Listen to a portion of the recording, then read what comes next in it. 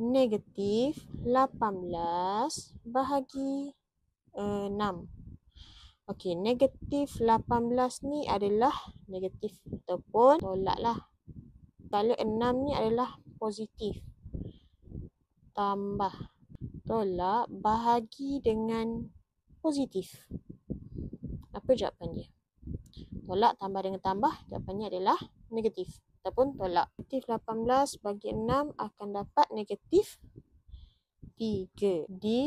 Negatif 27 adalah nilai yang negatif ataupun tolak. Bahagi dengan negatif 3. Negatif apabila dibahagikan dengan negatif akan dapat jawapan dia adalah positif. Jadi negatif 27 bahagi negatif 3 akan dapat berapa? Nilai dia mesti positif, betul?